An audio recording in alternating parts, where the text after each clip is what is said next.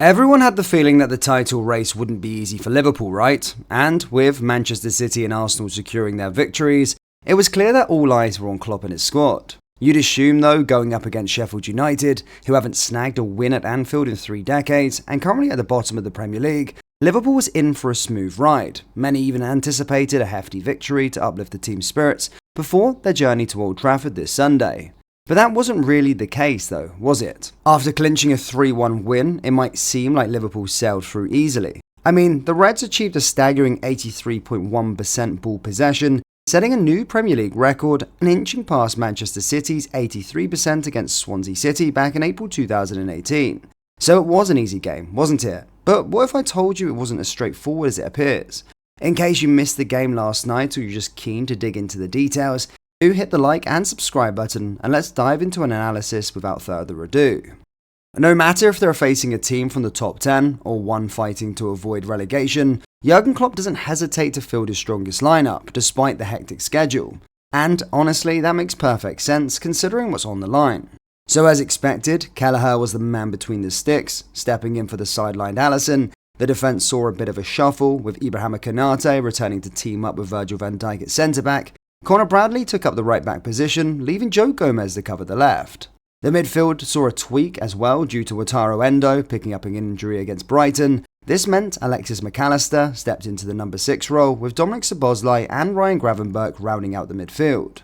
Up front, the attacking trio of Mo Salah, Luis Diaz and Darwin Núñez remained unchanged.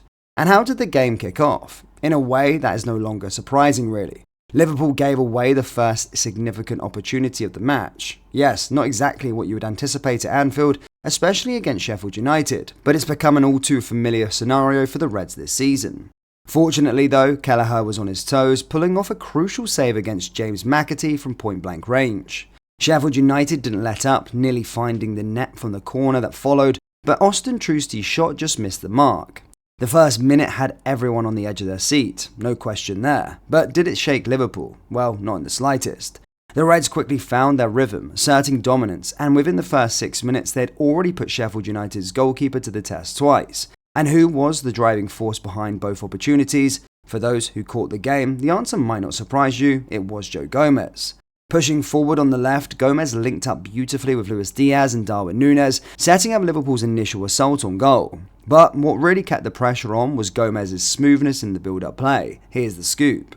Typically, Liverpool's setup unfolds in a 3-2-5 formation during build-ups, but last night, things took a slightly different turn.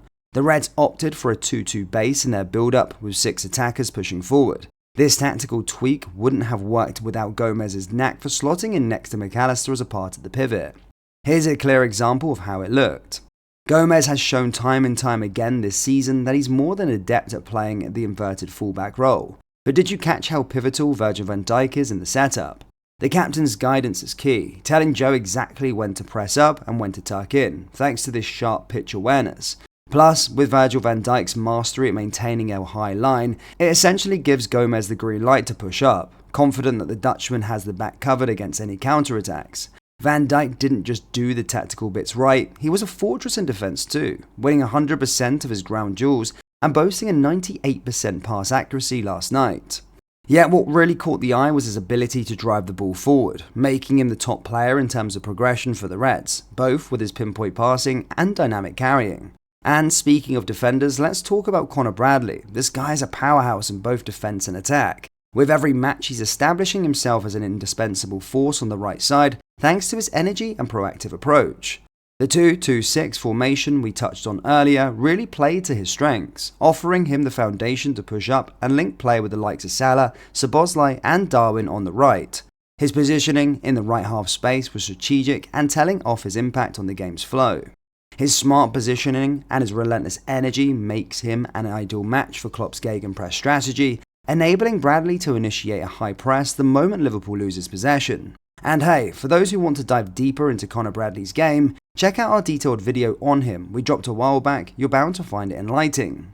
Switching back to the match, Liverpool continued to pressure Sheffield United, finding success in the wide areas, with Darwin Núñez shaking up the defence with his runs.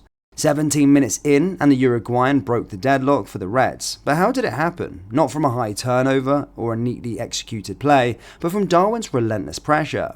In what we can only describe as pure hustle, he forced Sheffield United's goalkeeper into a mistake, leading his shot to deflect into his own net. It goes to show you miss 100% of the chances you don't press for, right?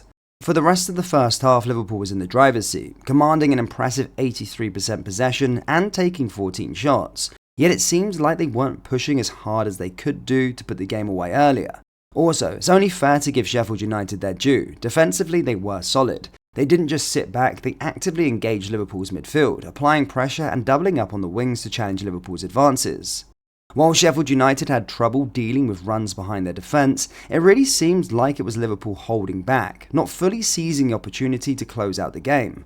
You'd think a halftime pep talk would ignite a more aggressive approach in the second half, aiming to secure the win. Unfortunately, that spark was missing.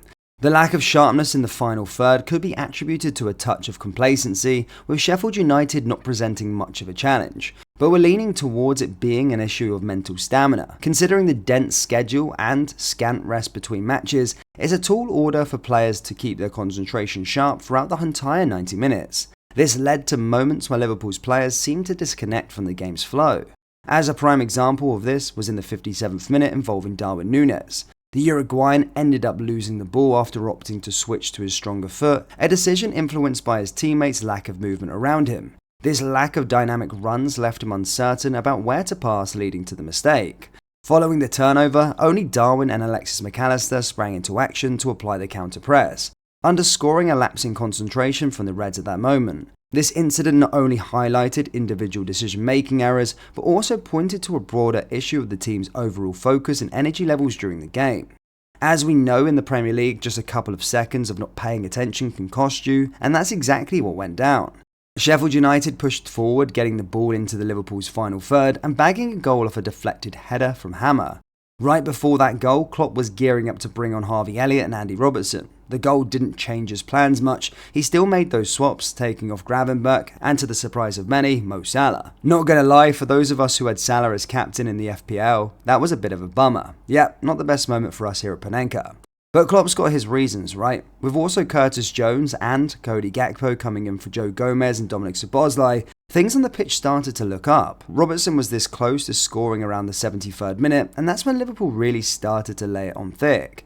Curtis Jones, even though he wasn't on for long, showed why he's crucial for Liverpool. He kept things ticking, moving into just the right spots and then passing it off to Robertson on the left, who whipped in a powerful cross.